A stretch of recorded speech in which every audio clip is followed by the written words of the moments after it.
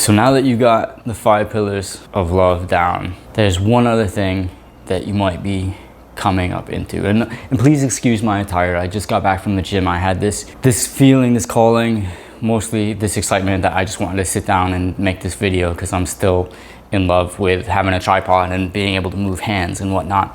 So anyway, now that you have these 5 pillars established, and if you don't, go back, watch the videos, ask any questions you have. If there's something I can do to help you, schedule a call with me, see if we're a good fit to work together. And now that we're here, you might be coming across some resistance. And that resistance could be anything from an emotion, maybe some angst, to any habits or behaviors that you're just unaware of that you're doing them. And the reason this whole video came up is because yesterday I was having a conversation with someone and she was really limiting herself to what she could have and what she couldn't have. Just even exploring possibilities. And that is that she was so caught up in what her life was like now that she couldn't think anything outside of it. She couldn't let herself even imagine what these other things may be like. And she never sat down, she never asked herself what she actually wanted. So have you actually asked yourself what you actually wanted? Not only in life, but in a relationship. And she's not the only one. I was also having another conversation with someone else, and I had to ask the question 3 times, what does she want in a relationship?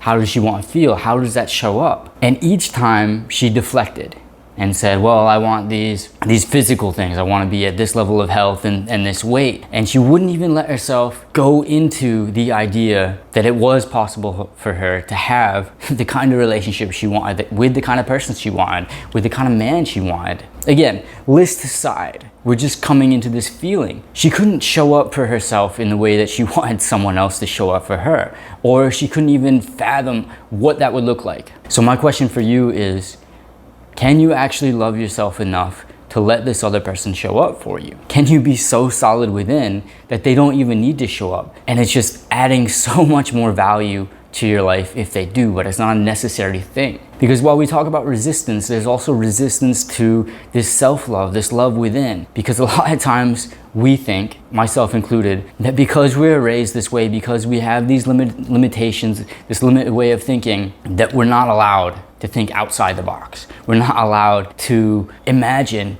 or even dream what our life could be like if we had the life we wanted, if we had the partner and the relationship we wanted, if we had that support to be seen, valued, and heard for who you truly are and appreciated. And also the whole mind-blowing sex thing as well, because intimacy is so important in a relationship. So what is it that you want?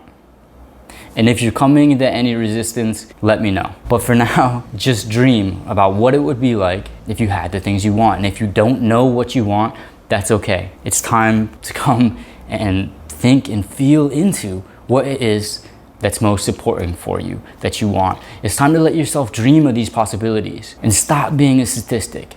Because, well, there are statistics. They don't apply to you if you're outside of that. If you have what you want, you're not part of the statistic. So, what kind of love do you want? What kind of relationship do you want? What kind of intimacy do you want to have? How do you want to show up for yourself? Are you willing to let yourself love yourself? And if you are you willing to let yourself dream? Because the majority of things that I've done in my life, most people would think are not possible. And I gave myself that option. I gave myself that possibility to dream, to have it, or to not have it if it didn't work out. And I'm not saying this to brag that I've had this amazing life where everything is always worked out.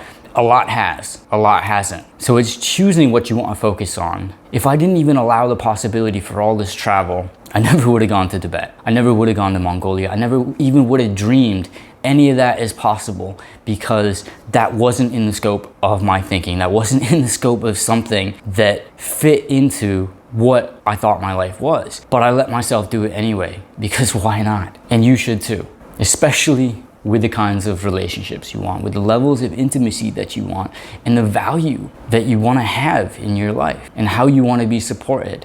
So what is it that you want? What can you allow yourself to give yourself? Because that's what it is. Are you open to allowing more? Are you open to giving yourself more? And what does that look like? So until next time, like, subscribe, comment. If you want to work together, links down below. I'd love to help you.